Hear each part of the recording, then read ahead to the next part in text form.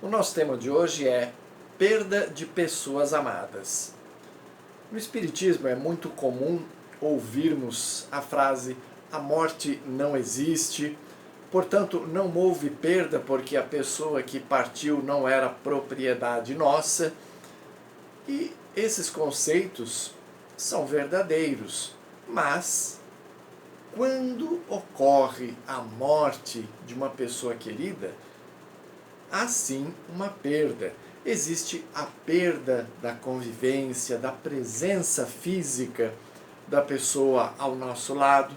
Nós nos ressentimos, nós nos entristecemos porque estávamos tão acostumados com a presença da pessoa e o simples fato de não a termos mais do nosso lado representa, sim, para nós uma perda. Temos que nos acostumar com esta nova situação. Em alguns casos, há uma convivência tão constante, tão prazerosa, uma troca de energias tão importante para a nossa vida que esse afastamento vai causar, sim, uma tristeza, um abalo no nosso íntimo. E aí, obviamente, nós temos que buscar recursos para conviver e superar esta dor, porque nós já sabíamos, cedo ou tarde, a pessoa iria deixar a vida física, assim como nós também vamos deixar a vida física um dia. Então, com a certeza da sobrevivência do espírito depois da morte física, já temos aí um alento. Mas isso por si só não resolve a nossa dor momentânea por conta da partida da pessoa querida.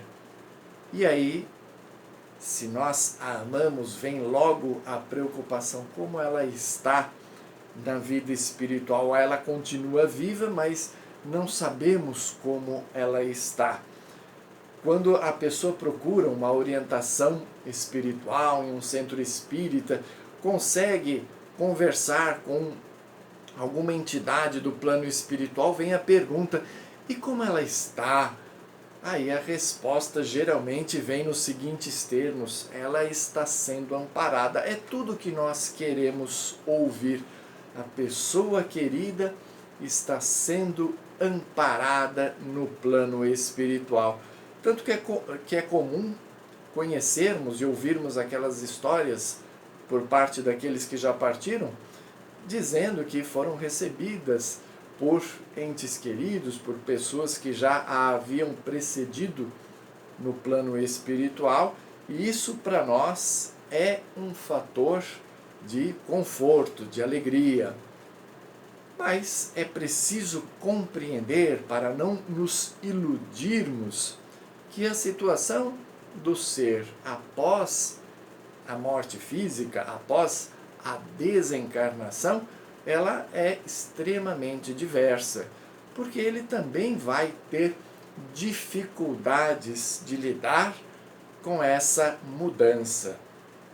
Vejam como funciona para o espírito. Deixei a vida física, o meu referencial era a vida física, e agora? Então existem algumas dificuldades naturais que o espírito pode enfrentar logo após a morte.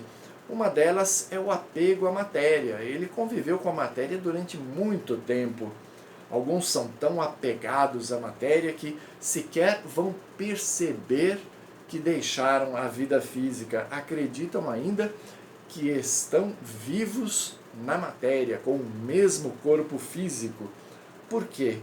Ao deixarem a vida física, se enxergam com um corpo, que é o corpo espiritual. Na doutrina espírita, este corpo recebe o nome de perispírito. Então ela se enxerga com o seu perispírito, percebe que tem um corpo e acha que é o mesmo corpo que tinha durante a sua vida física, que para ela, por não perceber, ainda não se encerrou. Outra dificuldade é o apego as pessoas que ficaram. Às vezes é uma pessoa só a quem ela é muito apegada e a tendência é continuar procurando-a, mesmo que já tenha percebido que já tenha deixado a vida física. O seu referencial de vida era aquela pessoa, então ela continua buscando, consciente ou inconscientemente, continua buscando a proximidade com aquela pessoa que ainda está na vida física. Mas existe algo que ainda dificulta mais ainda esse desligamento da vida física, que é o sentimento de culpa. Quando o espírito deixa a vida física, levando consigo um sentimento de culpa muito profundo, ele não quer deixar a vida física, ele não quer passar pelo julgamento de Deus ou de quem quer que seja. Ele se julga cobrado. Muitos acham que vão direto para o inferno para cumprir as suas penas, então é uma situação de extremo sofrimento. Daí a recomendação de Jesus: reconcilia-te com o teu adversário o quanto antes, justamente para que não tenhamos que passar por essas situações, a culpa pulsando dentro de nós. Precisamos resolver isso o mais rápido possível, se é que trazemos esse sentimento já perceptível para nós ainda na jornada física. E o espírito, ao deixar a vida física, também pode levar consigo doenças espirituais. Como dissemos, ele tem um corpo, e neste corpo, que é o perispírito, se manifestam as doenças da alma, a raiva cultivada, a mágoa, a revolta, a inconformação e tantas outras originadas dos sentimentos inferiores que ainda cultivamos em nós. Pois bem, superadas estas situações, aí o espírito desfruta de uma situação melhor na vida espiritual. E cabe lembrar que há, sim, espíritos jamais amadurecidos que depois da morte física não tem que passar por nenhuma dessas situações dolorosas. Eles já são mais maduros, não são perfeitos, mas já compreendem melhor a si próprios e a vida espiritual. Então, eles não passam por essas atribulações próprias da maioria da população terrena quando deixa a vida física. E aí existem os benefícios de deixarem a vida física, porque um deles é justamente a libertação da matéria. Nós que gostamos tanto do nosso corpo, mal conseguimos imaginar o que seria ter um corpo mais sutil, mais leve, um corpo que se locomove com uma velocidade muito maior do que aquela que temos hoje. Enfim, desfrutaremos de uma situação na espiritualidade onde o ambiente é mais leve e o nosso corpo físico também será mais leve, ou melhor, o nosso corpo espiritual, o nosso perispírito será algo muito mais leve do que o nosso corpo físico atual. Esse é um dos benefícios. Outro benefício, o autoencontro. Porque nós, que já temos uma vivência tão grande em várias e várias encarnações, poderemos e conseguiremos gradualmente reencontrarmos a nós mesmos com todos os conhecimentos que já adquirimos ao longo dos séculos, com todas as situações dolorosas ou não que já vivenciamos, mas tudo isso contribuindo para o nosso progresso, para o nosso aprendizado. Algumas fases desse autoencontro poderão sim ser dolorosas, mas serão necessárias para esse nosso aprendizado, e quando compreendemos isso, tudo se torna melhor na nossa vida espiritual. Assim é para aqueles espíritos que deixaram a vida física e já estão conseguindo realizar esse autoencontro.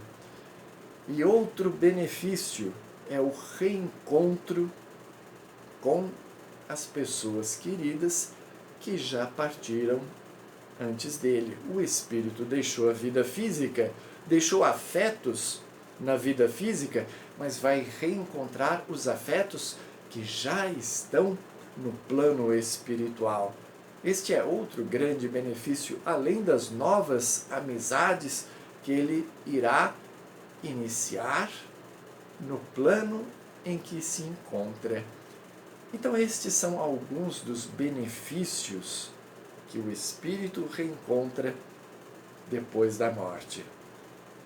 Às vezes queremos que a pessoa continue viva de todas as maneiras, mas ela está sofrendo, ela já passou pelo que tinha que passar e aí precisa partir para uma nova experiência, precisa deixar a vida física em paz, em tranquilidade, para iniciar uma nova etapa na vida espiritual.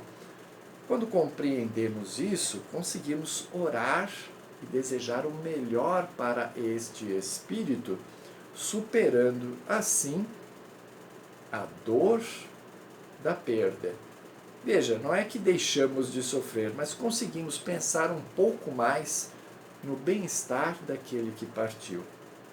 Então conseguimos vibrar positivamente, desejar a ele tudo aquilo que ele necessita nessa nova etapa que ele está vivendo. Mas, até conseguirmos fazer isso, também temos outras situações para resolvermos.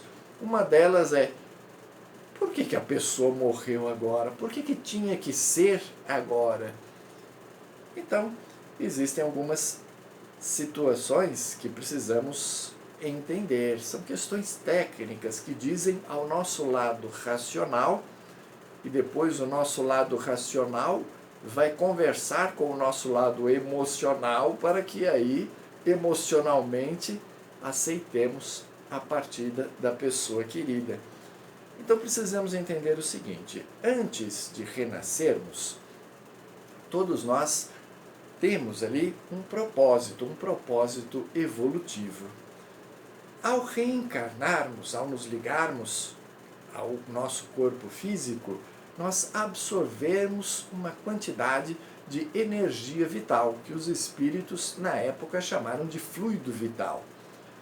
Enfim, esta energia vital, ela é própria para o período que está previsto para a nossa existência terrena.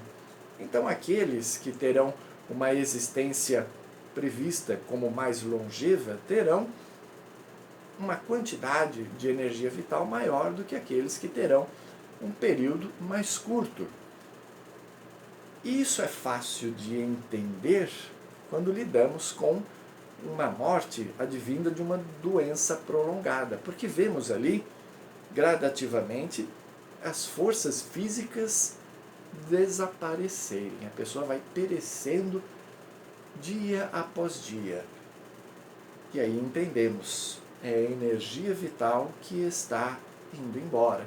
Chega um momento em que ela não dá mais sustentação para a vitalidade física. Os órgãos começam a falhar e aí chega um momento em que não há mais sustentação orgânica para que o espírito permaneça ligado ao corpo. Esta é a morte do corpo. E aí o espírito vai demorar, como já dissemos, um tempo maior ou menor para desencarnar, ou seja, para cortar os seus vínculos com a sua vida física e seguir adiante na sua nova jornada no plano espiritual. superando todas aquelas dificuldades que já citamos. Mas e quando a morte ocorre num acidente brusco, numa situação trágica que vem assim, de maneira inesperada, separar de nós a pessoa querida? Olhamos para a pessoa que geralmente é mais jovem do que o previsto para uma morte, né? E dizemos assim, nossa, mas tinha tanto tempo pela frente, a pessoa tinha tantos planos, por que tinha que ir agora? Então temos algumas possibilidades também que o nosso lado racional precisa entender também. Primeiro que, ao reencarnarmos, a maioria de nós recebe ali um planejamento, temos ali um plano reencarnatório onde está prevista até mesmo a forma como vamos morrer. Então, se para nós é importante deixarmos a vida física de uma maneira brusca, através de um acidente trágico, é assim que vai acontecer. E aí a pessoa passa por aquela prova, a prova do acidente, a prova do rompimento drástico da vida física, que é uma prova necessária para o seu aprendizado, e passará, obviamente, pelas dificuldades naturais desse rompimento brusco, até que se localize espiritualmente, interiormente ajustada à sua nova realidade de espírito livre da matéria. Para aqueles que ficam e amam a essa criatura, é um choque, é um rompimento repentino, é uma mudança extremamente brusca. E aí, obviamente, a aceitação é mais difícil num primeiro momento. Por isso que o nosso lado racional precisa entender e absorver estas informações para que o nosso lado emocional vá aos poucos compreendendo, assimilando e aceitando que assim tinha que ser. Mas aí vocês podem perguntar, mas é sempre assim? É sempre pré-determinado? Não, porque como nós temos o nosso livre-arbítrio, nós podemos, primeiramente, consumir as nossas energias vitais muito antes do que estava previsto para elas acabarem, através de abusos, de vícios, ou através do emprego das nossas energias físicas e intelectuais para finalidades negativas, e aí o gasto de energia se torna muito maior, e desta forma nós antecipamos a nossa partida para o plano espiritual. E seremos julgados por isso? Seremos pela nossa própria consciência, que irá nos acusar ou não dos abusos e erros que cometemos. Porque é bom que se diga, dificilmente a pessoa vai cumprir todo o tempo que ela tinha previsto. Na nossa condição evolutiva é mais do que natural que a pessoa consuma energia além do que ela precisa e passe no plano físico menos tempo do que deveria. Porque nós somos imperfeitos, nós trazemos uma série de mazelas. Então, ao lidarmos com a nossa própria energia vital, não percebemos, mas acabamos desperdiçando-a em coisas que não deveríamos, mas que servirão com certeza para o nosso aprendizado. Há que se considerar também a hipótese do suicídio voluntário. A pessoa não está se matando aos poucos, ela resolveu se matar de uma vez só, atentando contra a própria vida. Esta é uma situação de enorme sofrimento para o espírito após a desencarnação. Então não adianta nós nos iludirmos achando que o suicida vai ser imediatamente reconduzido a uma situação de bem-estar, porque terá que passar pelas dores próprias do ato que ele cometeu, dores que vão reverberar no seu corpo espiritual e dores conscienciais, de terem percebido o erro que cometeram. É novamente a culpa se mostrando presente dentro da consciência da pessoa que comete o suicídio. Muito bem. Há também os casos em que a espiritualidade vê uma necessidade de antecipar o momento da reencarnação como forma de proteger aquele que está cometendo erros em demasia. Então, para evitar que a pessoa se endivide ainda mais perante a própria consciência, é provocada a sua desencarnação, a sua morte antes do tempo previsto, contudo, com finalidades superiores, para evitar que ela acabe prejudicando ainda mais a outras pessoas e a si próprias.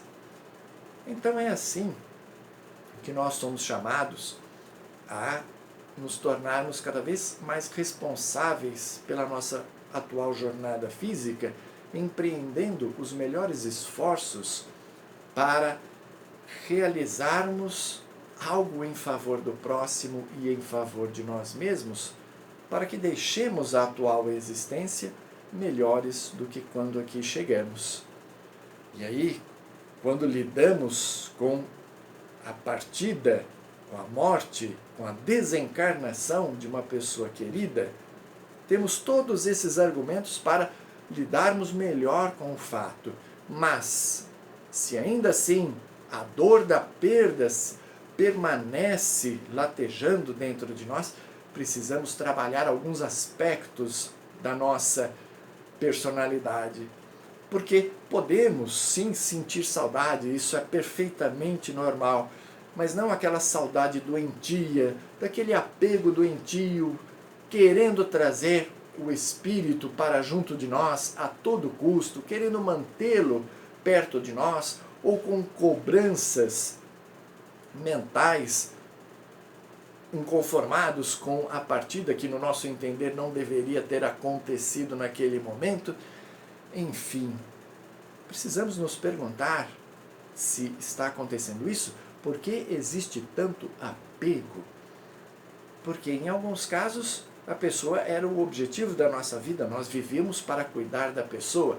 A pessoa partiu, nós ficamos sem objetivo, estamos com dificuldade de buscar outros objetivos nobres na nossa vida? Ou será que estamos sendo egoístas por querer a pessoa junto de nós?